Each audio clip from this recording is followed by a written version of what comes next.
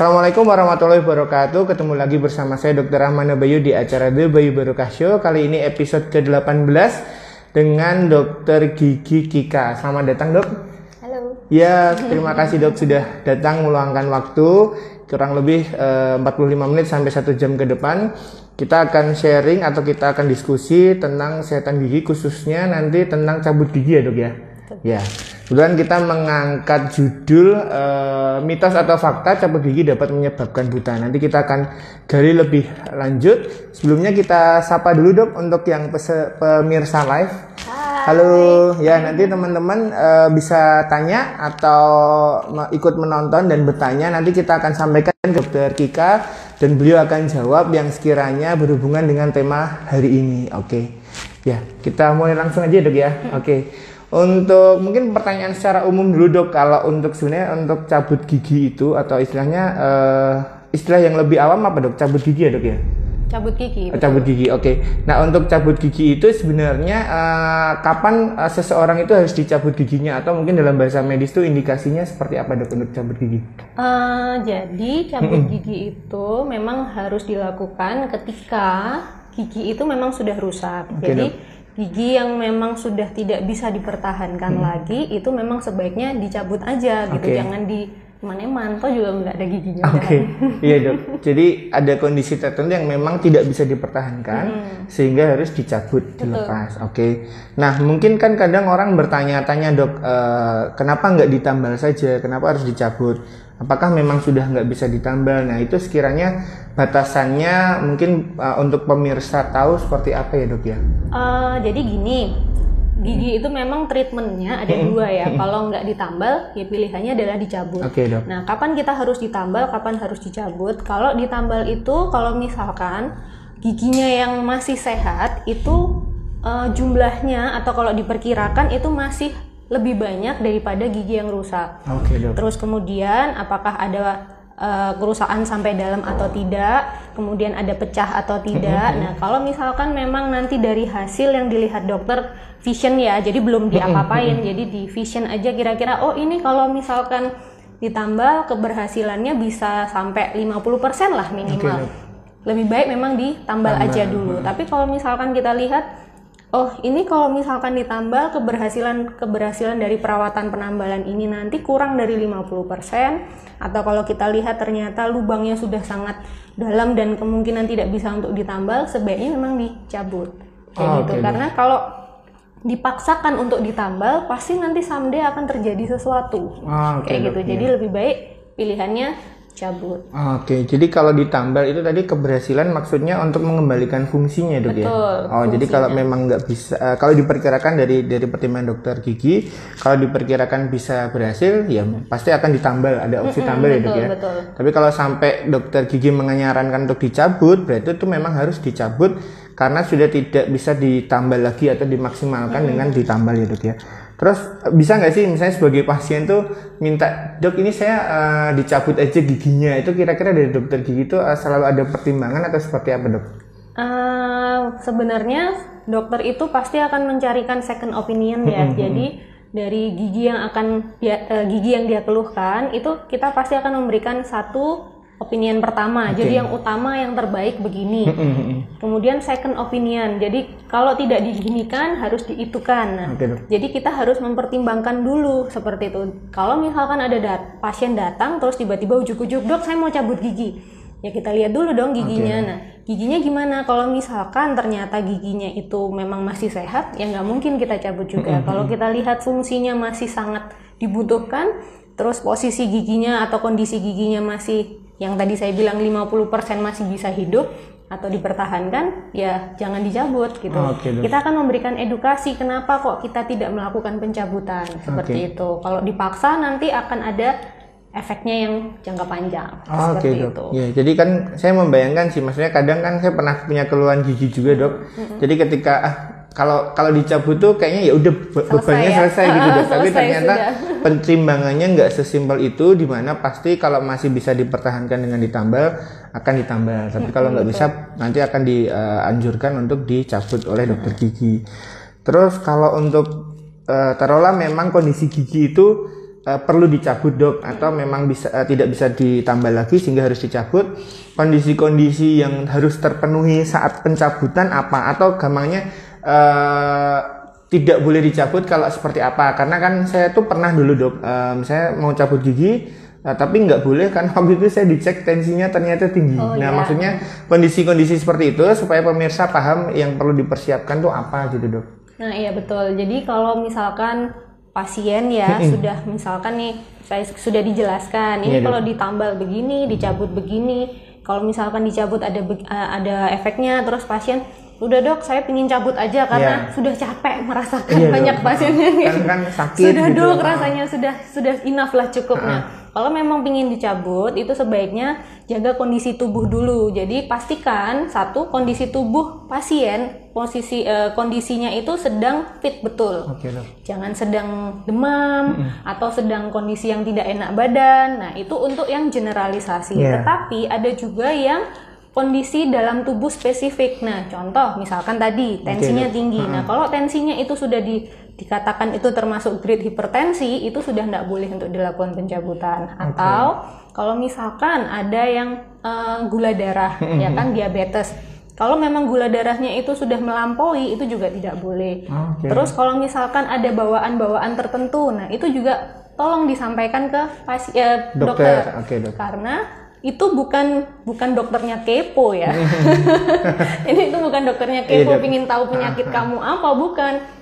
Karena itu juga pengaruh sama nanti kontraindikasi dari pencabutan seperti itu. Jadi kalau misalkan ada kelainan jantung, ada penyakit bawaan, atau ada sedang dalam perawatan dokter spesialis, nah itu mohon disampaikan. Kita bukan kepo pingin tahu masalah pribadi atau masalah kesehatan, bukan, tapi memang tujuannya untuk itu, betul, untuk pertimbangannya. Terus kalau misalnya kondisi tertentu sedang bengkak misalnya gitu dok, atau masih nyeri, itu memang suatu kondisi yang harus ditunda atau tidak masalah, jadi terlepas dari kondisi-kondisi kesehatan yang lain tadi dok?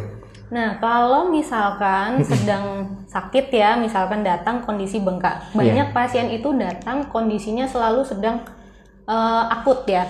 Kenapa? Karena mereka kalau sedang nggak sakit nggak mungkin datang. Dok ya. Iya juga ya dok ya. Biasanya datangnya pas sakit. Benar. Dok. Jadi mereka itu datangnya selalu datang kondisi sakit, berobat. Terus setelah diobati tidak sakit, padahal sudah dijelaskan ini nanti kalau sudah nggak sakit datang lagi kontrol, saya cabut misalkan seperti itu. Karena sudah nggak sakit, dia tidak datang. Datang lagi beberapa minggu lagi, posisinya sudah bengkak besar. Sudah dok, pokoknya sekarang saya mau dicabut lah. Ya nggak bisa kalau kayak gitu. Nah kalau memang ingin cabut, itu bengkak memang harus diredakan terlebih dahulu. Nah, kalau dalam kondisi sedang akut, itu dilakukan pencabutan. Yang paling simpel itu adalah obat biusnya nggak berjalan dengan maksimal. Nah, kalau tidak berjalan dengan maksimal, tahan nggak dicabut giginya. Nyeri pasti dok ya. Waktu dipegang aja kan rasanya sudah ingin marah-marah. Nah. Berarti kalau pada kondisi seperti itu dilematis juga dok ya. Maksudnya ini kan dokter Kika berbicara pengalaman sehari-hari bahwa pasien itu ya dengan kebiasaannya seperti itu, datang waktu nyeri, karena waktu nyeri tidak mungkin dilakukan tindakan ya dok ya, atau waktu bengkak, terus dipulangkan dengan obat, pulang pasien sudah tidak nyeri sehingga tidak datang kembali, padahal sudah diedukasi untuk datang kembali, cabut misalnya seperti itu. Sehingga tetap baiknya ketika diedukasi untuk datang kembali cabut atau tambal, itu baiknya tetap dilakukan gitu ya dok ya.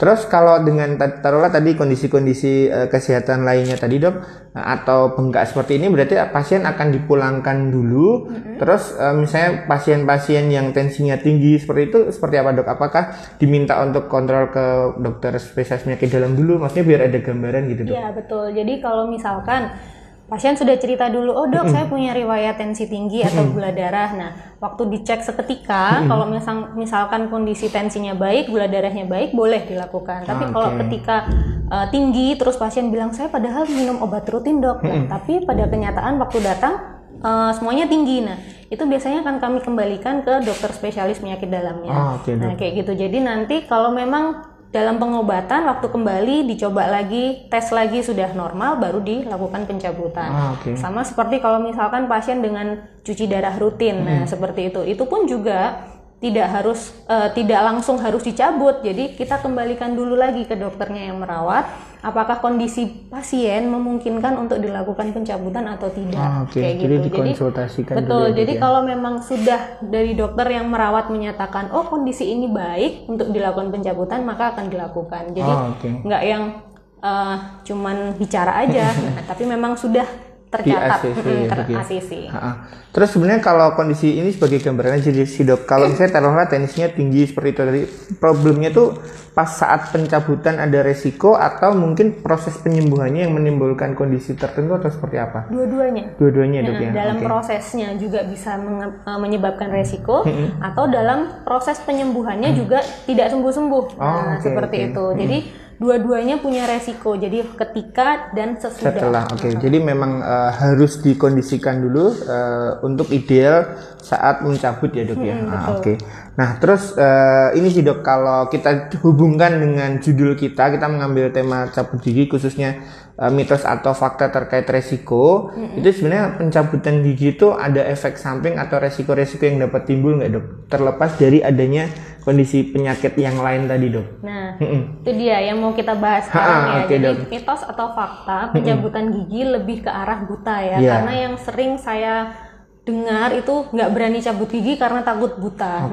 Itu sebenarnya begini. Jadi saraf itu tuh kan saraf mata dengan saraf gigi itu tidak menyambung secara langsung ya. Saraf itu semua pasti nyambung, cuman tidak nyambung secara langsung. Nah jadi dimana saraf utama itu punya 3 cabang besar. Nah ini ibarat kayak jalan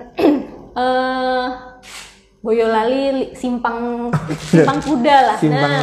Simpang 5 itu ada jalur ke Solo, ada jalan ke Merbabu, ada jalan ke Merapi ya kan. Nah itu kan sudah jalur yang berbeda. Nah anggap aja nih mata itu ada di jalan Merbabu itu kan yang paling sana ya, paling ujung. Kemudian kita mencabut gigi di daerah rumah di jalan Merapi atau di jalan yang ke arah Solo itu tadi. Nah, ketika kita merobohkan rumah itu, apakah rumah di jalan Merbabu itu akan ikut hancur? Tidak. Nah, itu analogi aja. Jadi sebenarnya itu cabangnya sudah beda. Jadi nggak perlu khawatir kalau misalkan pencabutan nanti jadi buta atau apa, enggak. Cuman memang justru kalau kondisi gigi ini sudah rusak, tidak dicabut, itu yang justru berbahaya. Dok. Nah, karena apa? Karena kondisi gigi yang rusak, terus kemudian tidak dicabut, dia malah menjadi kayak port di entry, pintu masuk untuk terjadinya vokal infeksi. Nah, vokal infeksi itu ya kayak masuknya kuman ke aliran darah, terus jalan-jalan ke seluruh tubuh. Nah, itu yang ditakutkan dan vokal infeksinya itu bisa ke arah mata, seperti itu, atau bisa juga larinya yang jauh-jauh. Jadi vokal infeksi itu nggak harus paling dekat, walaupun gigi dekat dengan mata, terus langsung kena ke mata, nggak. Bisa juga dia jalannya jauh banget ke jantung. Nah, jelas kan jantung sama gigi ini kan jalurnya jauh banget. Nah, itu juga bisa seperti itu. Jadi justru kalau gigi itu rusak, tidak dicabut, itu yang justru berbahaya. Bukan gigi rusak terus dicabut malah cabut gigi malah bikin tadi sesuatu buta, nah gitu. Itu justru mitos. Justru yang kalau rusak nggak dicabut, nah itu yang fakta. Jadi itu. Tadi dokter Kika menggambarkan dengan analogi jalan ya dok ya, simpang sekian yang mana sebenarnya kalau persarafan yang mana ke mata, yang mana ke gigi itu udah beda-beda ya dok ya. Sehingga untuk tindakan pencabutan khususnya tidak ada efek samping apalagi ke arah kebutaan. Sebenarnya itu murni mitos. Tapi tadi dokter Kika juga menjelaskan bahwasanya kalau enggak dicabut untuk kondisi-kondisi tertentu, misalnya infeksi ya dok ya, itu malah bisa jadi port entry atau pintu masuknya bakteri yang mana itu dapat menimbulkan penyakit-penyakit lain gitu ya dok ya. Nah, jadi kalau memang mau dicabut, ya itu tadi lebih harus diceritakan dulu kondisi tubuh itu sendiri bagaimana, seperti itu. Pentingnya dok ya. Betul, karena jangan ditutup-tutupin lah kayak gitu, jangan ditutup-tutupin karena ya itu tadi kalau misalkan nggak dicabut ternyata matanya memang sudah ada sesuatu, terus nanti nggak dicabut malah jadi apa-apa. Ketika dicabut terus dia baru merasakan, loh nih saya dicabut mata saya blur, padahal sebelumnya memang sudah ada masalah ya dok ya. Kalau efek samping yang lain dok, misalnya yang selama ini pernah teridentifikasi yang ditimbulkan oleh tindakan cabut gigi Nah itu yang perlu diketahui apa? Maksudnya setiap tindakan kan pasti ada resikonya gitu dok. Nah jadi biasanya yang paling sering itu adalah ketika cabut gigi, terus kemudian sehari, kadang-kadang nggak sampai sehari lah, misalkan cabut pagi, malam dia kembali lagi dengan kondisi bleeding, namanya berdarah-darah, iya, berdarah-darah nggak sembuh-sembuh. Terus kemudian ada yang datang dengan kondisi keringet dingin, adem panas ya. Iya, dok. Terus ada yang kondisinya pokoknya ininya tambah sakit setelah dicabut. Nah itu ada memang yang seperti itu. Itu bukan karena pencabutannya yang salah, tetapi ketika pencabutan, jadi setelah proses pencabutan itu pasti ada proses penyembuhan. Nah, ketika proses penyembuhan, kita akan mengedukasi ke pasien bahwa setelah cabut ini jangan itu, jangan ini, jangan ini, jangan ini. Nah, seperti itu. Dihindari itu, hindari ini. Nah, itu tujuannya supaya penyembuhannya ini maksimal. Seperti itu. Nah, cuman kadang itu pasien merasa kayak apaan sih gitu kan. Jadi misalkan paling gampang untuk pria ya, setelah cabut jangan merokok dulu. Nah seperti itu. Wah kalau nggak merokok nggak enak dok. Nah seperti itu ya, bener ya dok. Jadi apa itu saya?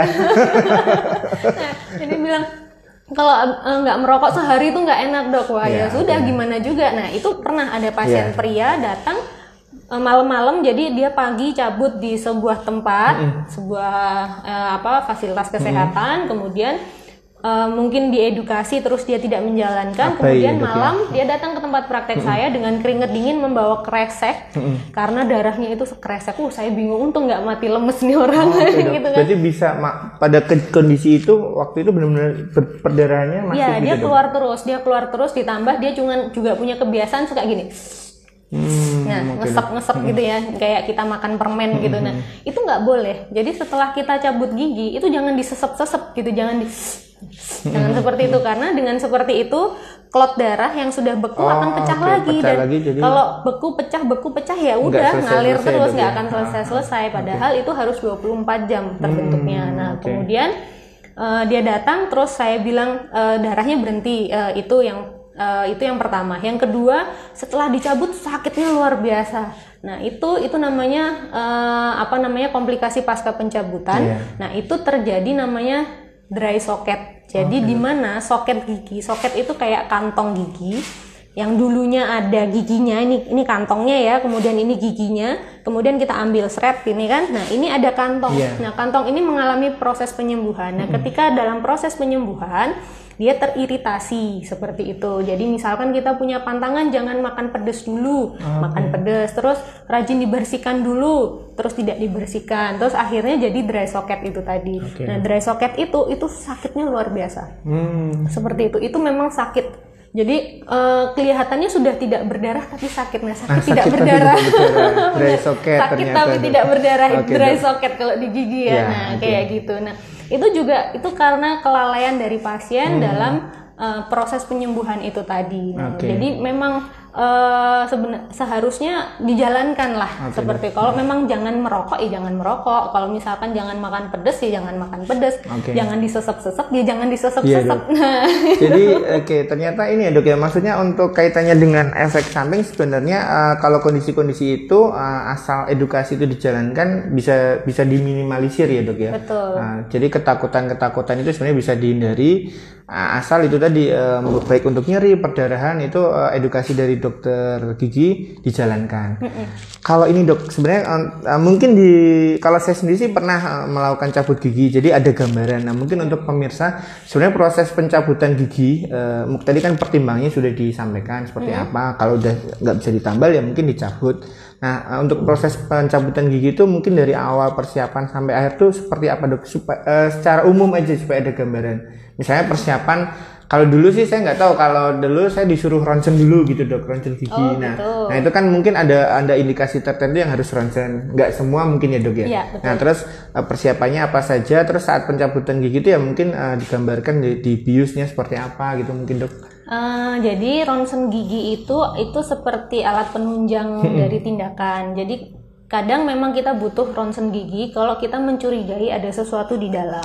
Seperti itu, mencurigai ada sesuatu di dalam, atau kita mencurigai ini ada yang aneh-aneh lah. Nah, tapi itu kalau untuk gigi yang lain. Tapi paling sering dilakukan foto ronsen itu untuk pencabutan gigi bungsu. Nah, kalau pencabutan gigi bungsu memang itu pasti dokter akan meminta foto ronsen panoramiknya dulu. Kenapa? Karena kita harus memastikan kondisi gigi bungsu ini bagaimana. Karena gigi bungsu ini gigi paling terakhir tumbuh, paling menyakitkan, kemudian bentuknya paling aneh-aneh, seperti itu, dan letaknya, posisinya itu juga paling aneh-aneh. Jadi buat Anda semua kalau punya gigi miring nggak perlu berkecil hati, karena itu hampir 75% orang mengalami hal itu.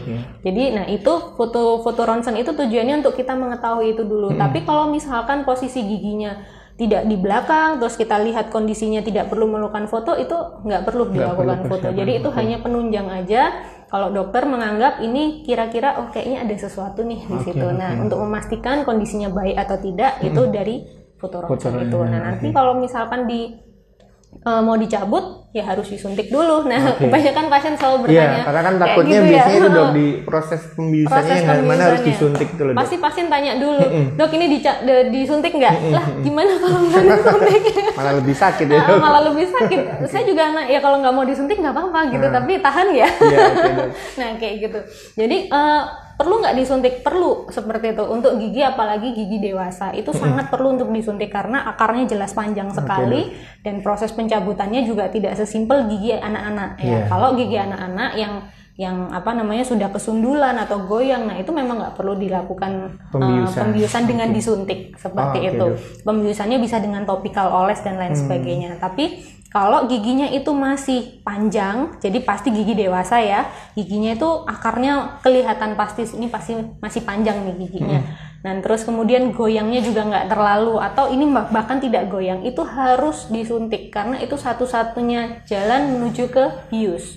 Seperti itu. Jadi nggak perlu takut, yang penting relax karena sebenarnya suntik di gusi itu di bagian mulut itu tidak sesakit suntik di tangan. Malah nggak lebih nyeri. Betul, lebih nggak nyeri. Coba aja deh, saya sudah pernah soalnya. Saya juga. Pengen tahu rasanya, coba aja cabut gigi. Tapi kalau nggak salah sih sebelum disuntik itu di topikal dulu apa gimana dok untuk giginya? Enggak juga ya dok ya? Langsung. Karena kalaupun harus cuma di topikal itu cuma ketika kita insersi jarum aja nggak sakit. Kalau memang kita kan biusnya itu kalau misalkan giginya itu akar gigi itu kan variatif ya, dari kecil, panjang sekali, miring dan lain sebagainya. Itu sudah dari anatomi gigi. Nah, kalau misalkan giginya ini akarnya biasanya gigi depan itu akarnya nggak terlalu panjang, itu kita suntiknya cuma di sekitaran sini aja. Cuman kalau kita gigi geraham bawah nih terutama. Nah, kalau kita mau suntik itu bukan persis di sebelahnya gigi, justru di paling belakang sendiri. Nah, posisinya paling belakang sendiri. Jadi kita memasukkan jarum tuh hampir penuh. Jadi misalkan panjang jarumnya sejari ini, ini hampir masuk semua. Nah, jadi kalau misalkan di topikal dikasih oles itu paling cuman masuknya aja nggak. Masuknya ya dok ya. Padahal kita melewati banyak ketebalan mukosanya, jadi itu kan tebal. Signifikan jatuhnya. Betul. Jadi sebenarnya nggak terlalu signifikan sih dioles sama nggak dioles. Berarti itu kalau untuk proses pembiusan atau lokasi pembiusan itu sangat tergantung dari gigi mana ya dok ya yang diambil. Iya betul. Jadi ada gambaran, setelah itu dicabut. Terus mungkin edukasinya dok, maksudnya tadi kan sebenarnya udah menyinggung, tapi mungkin secara detail sebenarnya apa yang harus dilakukan setelah proses maksudnya pasien pulang nih, kan berarti dikasih tahu harus ngapain dan nggak boleh ngapain, kira-kira seperti apa aja dok? Jadi kalau misalkan setelah dicabut, yang pertama paling utama adalah kita gigit tampon atau kapas ya, gulungan kasa itu kalau disuruh gigit seperti itu. Bukan suruh gulung ya. Kalau abang bilang gigit ya dok. Kalau abang bilang gigit. Nah. Jadi kalau misalkan itu gigit selama 30 menit sampai 1 jam ya itu memang harus digigit. Bukan tujuannya kita memaksa pasien untuk menggigit. Misalkan ada pasien yang gigit tapi saya pengen muntah dok karena ada. Nah, tujuan kita menggigit itu supaya kita mendep darah itu, kita menekan darah supaya darah ini tidak keluar terus. Tujuannya seperti itu. Jadi tujuannya itu digigit 30 menit supaya pembekuan darah ini terbentuk dulu. Ketika kita lepas tamponnya, kita buang, dia sudah tidak kucur-kucur, nggak yang keluar terus. Nah, itu tujuannya kita menggigit. Nah, gigit 30 menit sampai 1 jam. Kemudian setelah itu biasanya disarankan lebih ke minuman dingin. Nah, terus hindari minum dengan sedotan. Kenapa? Karena kalau kita minum pakai sedotan, kita akan melakukan tindakan yang nyesep-nyesep tadi ya, seperti itu, betul. Kalau kita nyesep lagi, klotnya lagi pecah, rembes lagi. Nah, jadi minum biasa aja, terus pakai minum yang dingin, hindari yang pedes-pedes dulu, tujuannya supaya tidak iritasi, terus hindari yang panas-panas dulu. Nah, panas itu termasuk dari makanan dan minuman serta merokok. Merokok itu kondisi mukosa mulut pasti kena panas kan. Nah, jadi panas, pedas itu biasanya harus dihindari. Kemudian kalau saya menambahin kecut asam. Karena dengan kita makan asam, kita punya kebiasaan balik kayak gitu. Itu jadi ngaruh banget ya. Betul. Ternyata. Jadi saya selalu menambahkan jangan makan asam. Kadang pasien, kenapa saya nggak boleh makan jeruk? Nah, boleh makan jeruk, tapi jangan nggak boleh yang kecut. Jeruknya manis boleh, kayak gitu. Terus sebenarnya kalau habis posisi tadi kan paling nggak 30 sampai 1 jam tuh harus gigit kasa ya atau tampon. Nah, kalau setelah itu berapa lama boleh makan atau minum lagi, Dok? Atau sebenarnya nggak ada masalah? Itu tadi nggak ada masalah. Jadi setelah cabut, misalkan darahnya sudah nggak keluar banyak, ataupun sudah lebih dari 1 jam, mau makan minum silahkan. Cuman pakai sisi yang lawannya dulu untuk mengunyah. Karena kalau kita menggunakan sisi yang barusan dicabut, itu kayak ibarat kita habis melukai tangan, terus kita pencet-pencet kan nggak sembuh-sembuh. Tapi kalau misalkan cabut kanan, tapi kalau kita ngunyah kiri kan makanan juga ke kanan, Dok. Ya nggak apa-apa, kayak gitu. Yang penting tidak difungsikan untuk mengunyah dulu. Tapi biasanya setelah 3 hari, nah jangan dibiasakan kiri terus, karena mengunyah satu sisi juga nggak baik, kayak gitu. Berarti sebenarnya, tapi pasien itu, ya maksudnya sebagai gambaran aja, Dok. Setelah itu kan sebenarnya dapat antibiotik, terus anti perdarahan gitu, dapat juga nggak, Dok?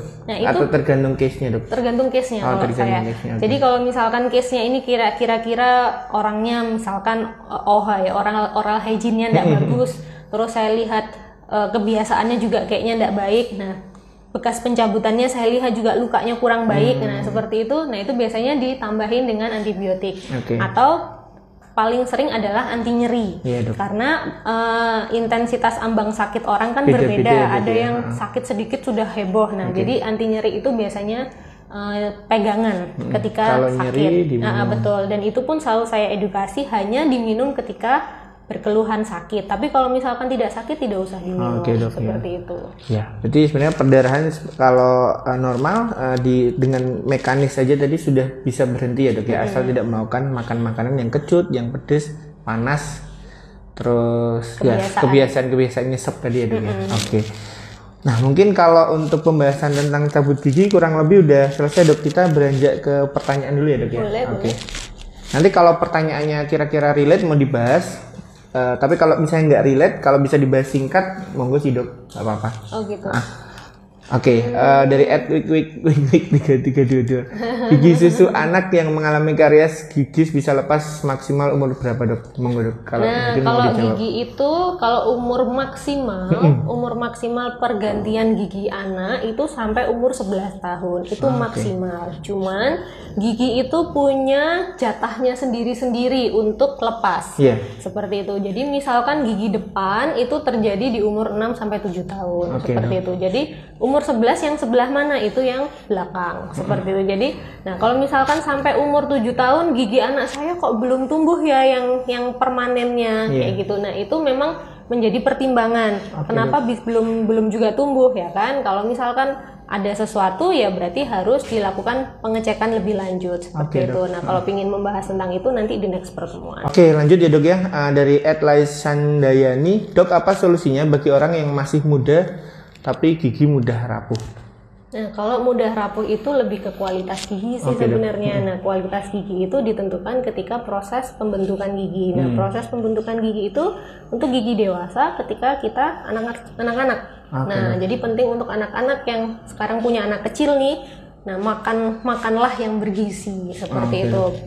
Lebih yang banyak mengandung kalsium. Nah, seperti itu. Bisa dari ikan, bisa dari daging. Nah, karena kadang-kadang anak itu doyan makan tapi ya nyun sewu, misalkan makannya cuman karbo aja. Nah, itu juga secara tubuh gendut, tapi secara kualitas kurang. Nah, biasanya paling kelihatan itu di gigi seperti itu. Nah, karena kebanyakan anak kecil yang saya lihat dia doyan makan, tapi kalau disuruh makan sayur, disuruh makan ikan itu kurang. Seperti maunya cuman lauk satu itu aja, ayam terus itu boleh, cuman lebih ke yang lain juga supaya kualitas yang terbentuk nanti di giginya juga bagus kayak gitu. Jadi lebih ke kualitas gigi. Oke, berarti pengaruh Pak saat dewasa itu pengaruh pembentukan atau apa pertumbuhan saat anak ya dok ya? Betul. Kalau kaitannya dengan makanan tadi zat gizinya atau gizinya. Teksturnya dok? Gizinya. Oke, itu memang harus dipenuhi Betul, dari anak. Dari anak, karena kalau gigi dewasa sudah terbentuk itu sudah tidak bisa diapa-apain lagi.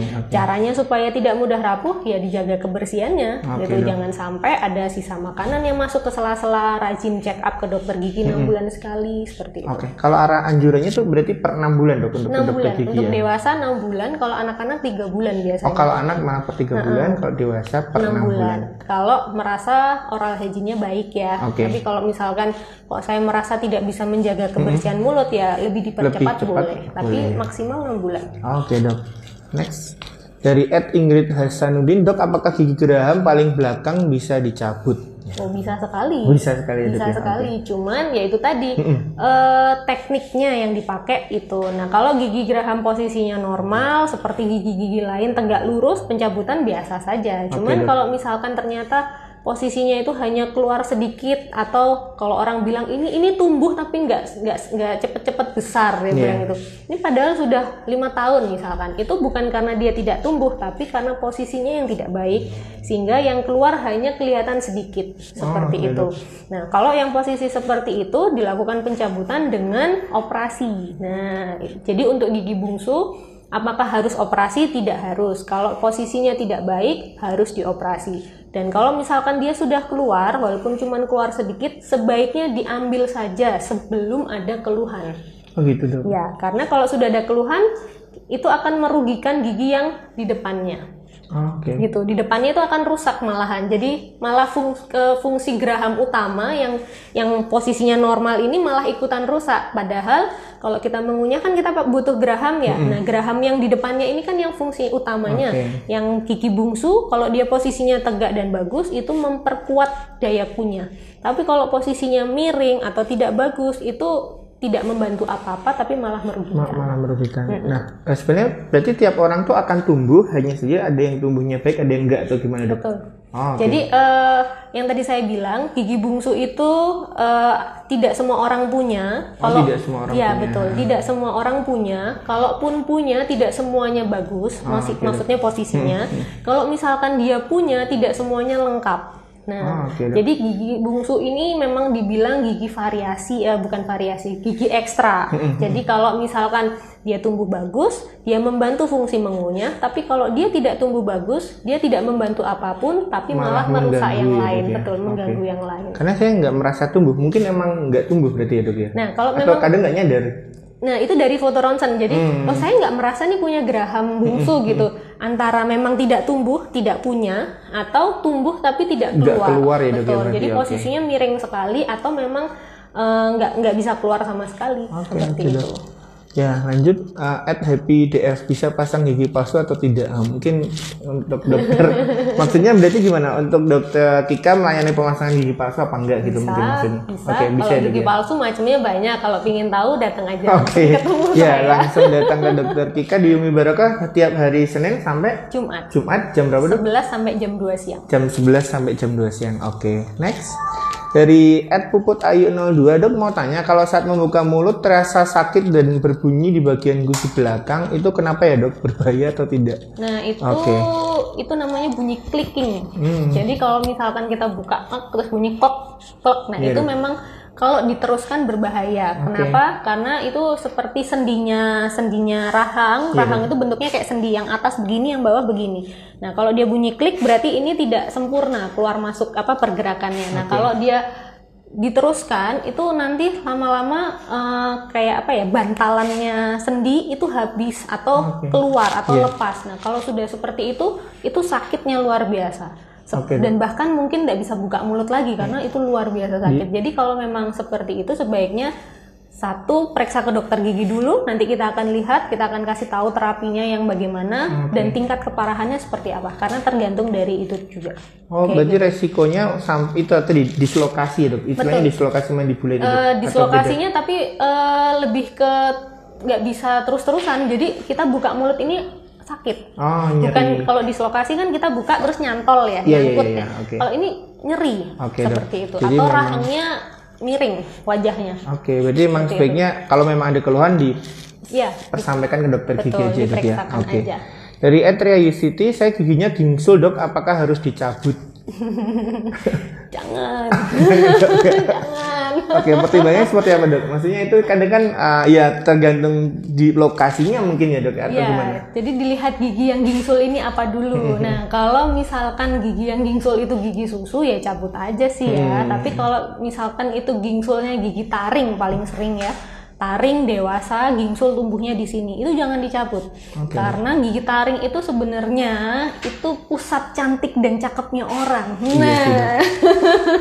Karena taring itu adalah garis senyum seseorang. Jadi senyumnya orang itu kelihatan bagus itu dari taring. Nah kalau taringnya karena apa, taring itu akarnya panjang sekali. Jadi dia membentuk wajah, wajah seseorang.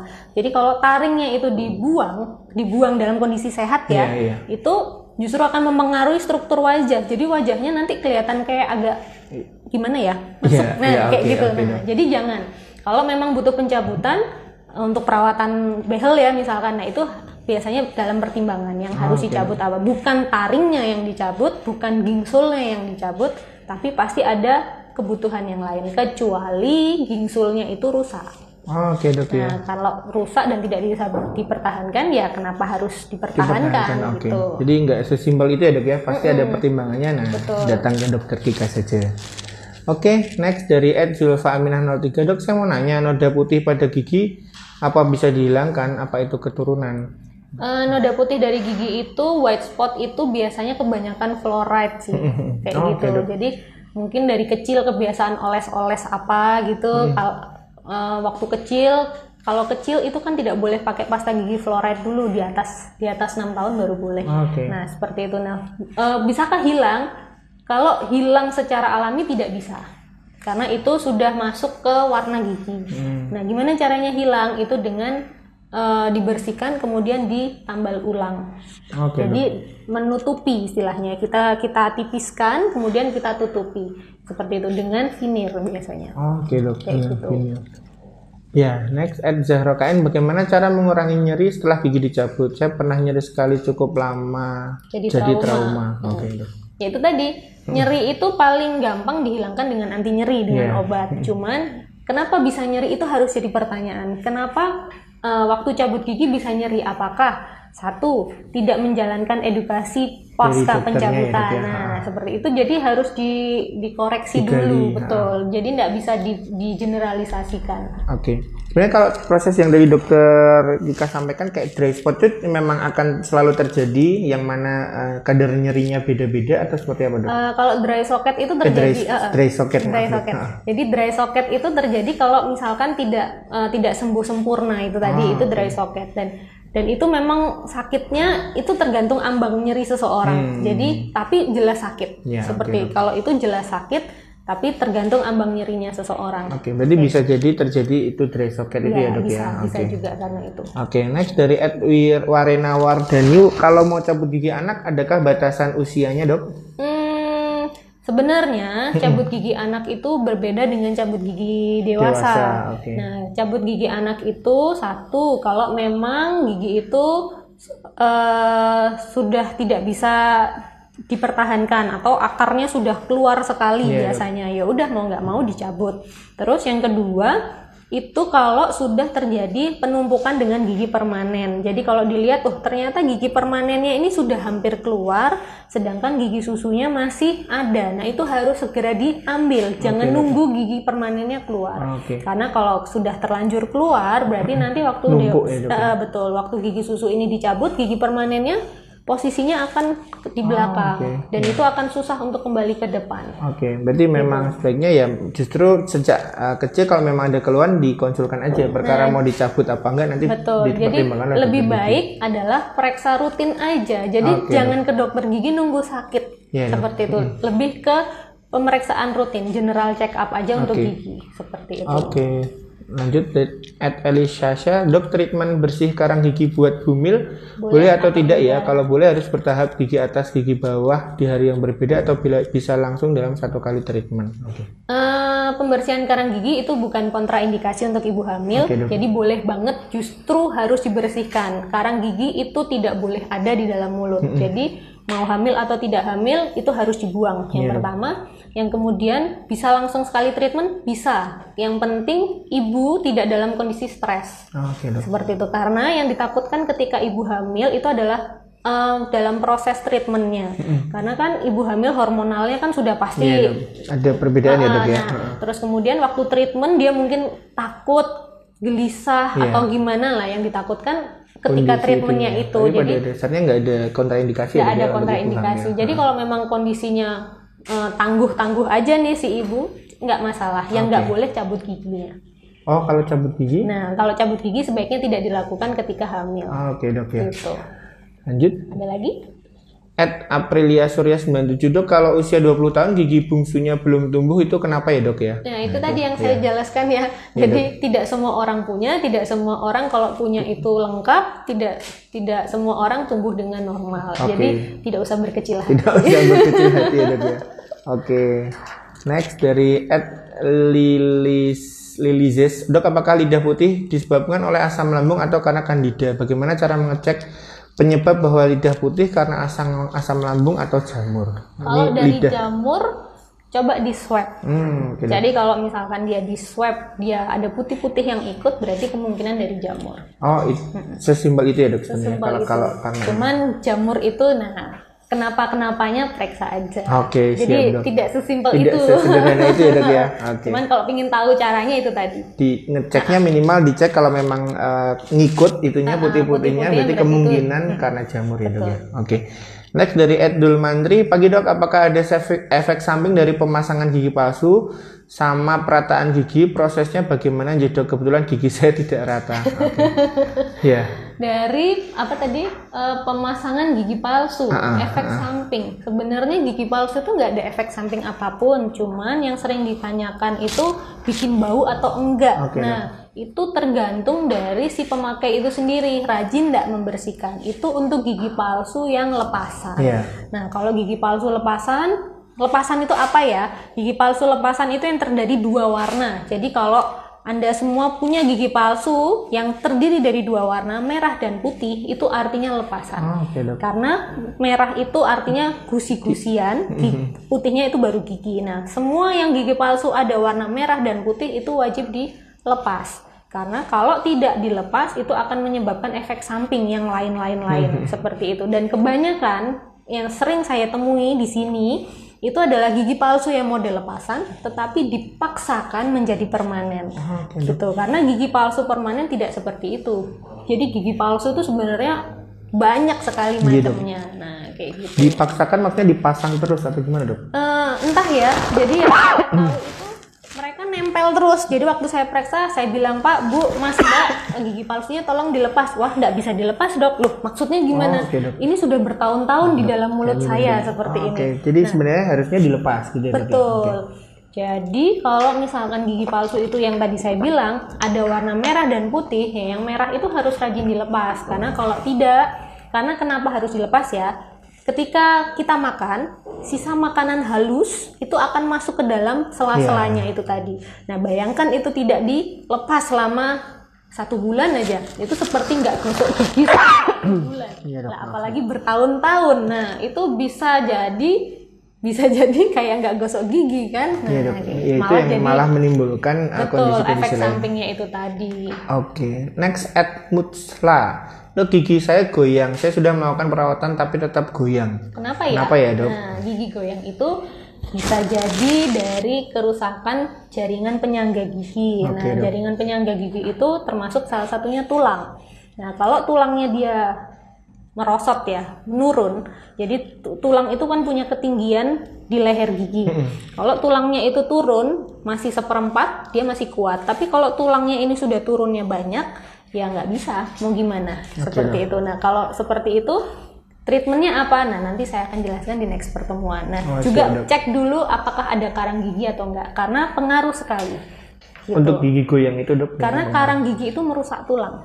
Jadi kalau ada karang gigi pasti akan ada tulang yang hilang. Sebenarnya kalau maksud pertanyaan gigi goyang itu maksudnya beberapa gigi atau spesifik satu gigi aja atau bahkan? Biasanya kalau seperti ini lebih dari satu sih. Gitu. Karena kalau satu orang tidak akan notice seperti itu. Dia akan notice ketika kok ada banyak ya. Nah, seperti itu. Next dari Ed Carissa Kurnia, dok, gigi anak saya tumbuh miring, kenapa? Ada treatment alami nggak ya dok? Kenapa tumbuh miring? Satu, mungkin tempatnya nggak cukup. Jadi ketika gigi susunya itu posisinya rapet. Nah, gigi dewasa ukurannya lebih besar daripada gigi susu. Jadi ketika gigi susunya posisinya rapet-rapet seperti ini, ketika gigi dewasanya mau keluar, dia kan tempatnya otomatis kurang. Padahal dia wajib untuk keluar. Akhirnya dia posisinya mendesak miring. Terus miring ya dok ya. Akhirnya dia terpaksa, aku harus keluar nih, ya udah miring aja. Nah kayak gitu. Itu karena posisinya kurang. Terus tadi pertanyaan ada treatment alaminya atau ya nanti datang ke dokter gigi? Treatment alami nggak ada, adanya treatment tambahan. Dok ya. Jadi harus periksa atau soal ya itu tadi cek rutin ya dok ya. Sebenarnya kalau untuk anak per 3 bulan ya dok. 3 bulan, kalau misalkan 3 bulan merasa baik-baik saja, 6 bulan nggak apa-apa. Intinya maksimal 6 bulan sekali check up ke dokter gigi. Ya. Kebetulan pertanyaan udah selesai dok, ternyata banyak juga. Nah, ini sih dok, mungkin pertanyaan terakhir ya dok ya, kita coba kaitkan dengan kondisi saat ini dok, dengan kondisi pandemi ini.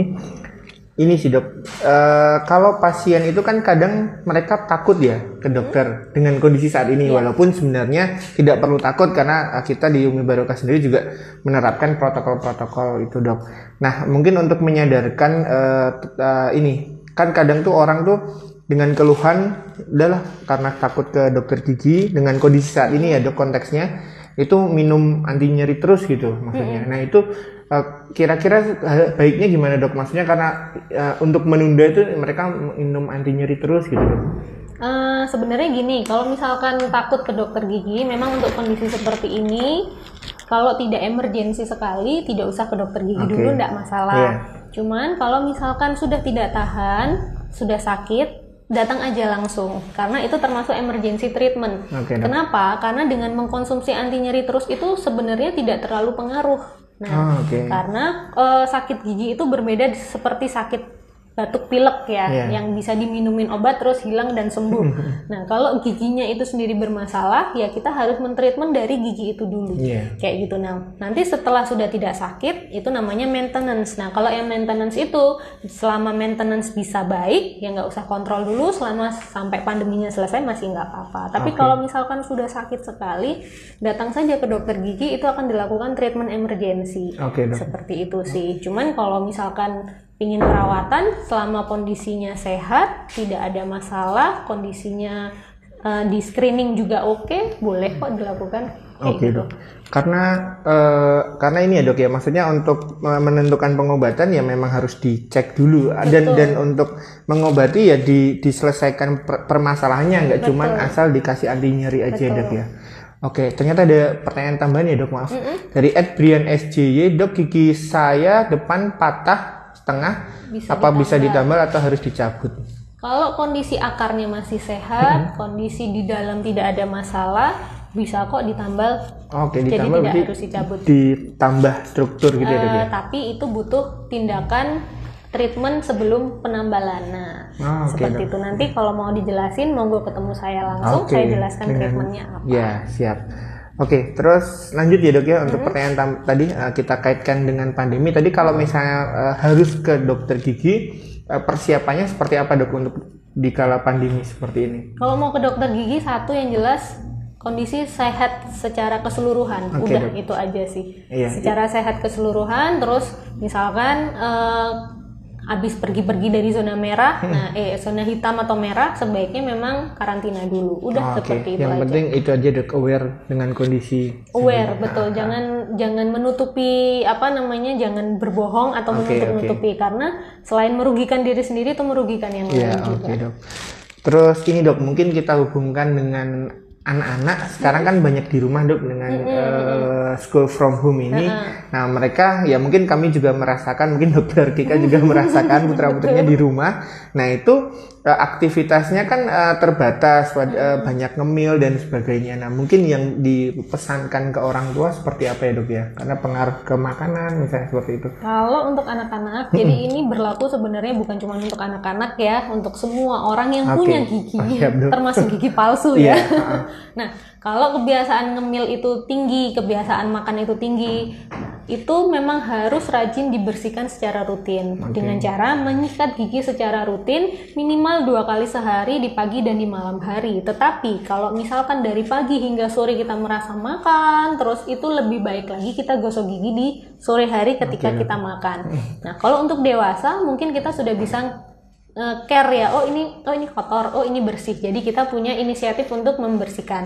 Tetapi kalau untuk anak kecil, mereka tidak akan punya inisiatif, walaupun mulut mereka isinya kotoran sekalipun dia tidak akan tahu. Nah, itu adalah tugas orang tua untuk mengecek setiap harinya untuk gosok gigi. Nah, kalau saran saya, sikat gigilah dengan rutin, dengan cara yang tepat, dengan pasta gigi yang baik dan sikat gigi yang tepat. Jadi bulunya pakai anak-anak, ya sikat giginya anak-anak, jangan pakai sikat gigi dewasa.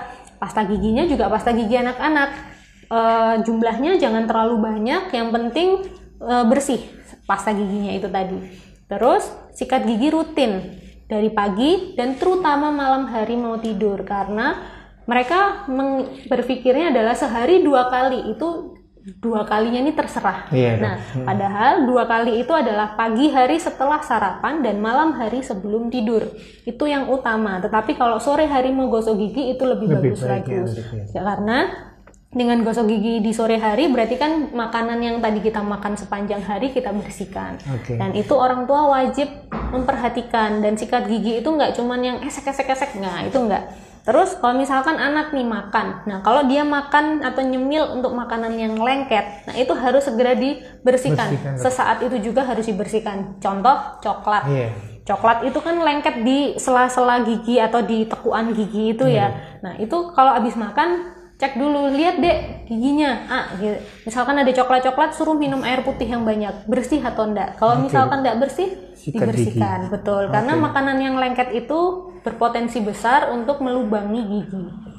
Dan itu untuk dewasa pun juga seperti itu. Dok. Jadi sebenarnya ini ya, Dok ya, maksudnya nggak cuma untuk anak ya, Dok ya, tapi tadi Dokter Kika menjelaskan lebih detail untuk anak, karena pada dasarnya anak belum punya awareness atau kesadaran untuk membersihkan ya, Dok ya. Sehingga harus dicek atau diingatkan, dirutinkan ya, Dok ya, di pagi hari utamanya, setelah sarapan dan sebelum tidur di utamanya. Malam hari. Ya, tapi tadi kalau sore hari dilakukan juga lebih baik. Terus kalau pada anak, untuk saat setelah makan makanan yang lengket-lengket seperti coklat, dicek kalau memang bersih ya, paling enggak minum ya, Dok ya, atau dikumur atau gimana, Dok? Intinya setelah makan apapun harus minum air putih ya, bukan minum jus atau apa. Jus boleh tapi minum air putih lagi. Itu supaya permukaan giginya bersih. Terus kemudian dicek kalau misalkan dia habis makan coklat atau makan snack yang lengket, nah seperti itu. Nah, kita cek di gigitannya. Jadi di bagian atas tuh kalau misalkan ada yang nempel-nempel, anaknya suruh mainin pakai lidah, bersih nggak? Setelah kalau misalkan bersih, ya sudah, dengan minum cukup. Tapi kalau misalkan dilihat tidak bisa bersih, bersihkan. Karena kalau enggak malah jadi lubang nanti. Ya, memang harus telaten ya, Dok ya, kalau jadi orang tua untuk putra-putrinya. Mungkin kalau untuk pertemuan hari ini, diskusi hari ini cukup sekian dulu ya, Dok ya. Ya, alhamdulillah, terima kasih sekali. Mungkin untuk tadi kayaknya masih menyisakan banyak pertanyaan juga ya, Dok ya. Mungkin di kesempatan lain kita pilih tema diskusi yang lainnya, Dok ya. Atau kalau enggak, datang aja ke Umi Barokah jam 11 sampai betul, jam 12 Dokter Gigi Kika setiap hari Senin sampai Jumat jam 11 sampai jam 2 ya, Dok ya, di Rumah Sakit Umi Barokah. Mungkin kita ucapkan terima kasih dulu, Dok, untuk yang live. Terima kasih banyak sudah menyaksikan. Kira-kira ternyata 57 menit, Dok. Lama, Dok.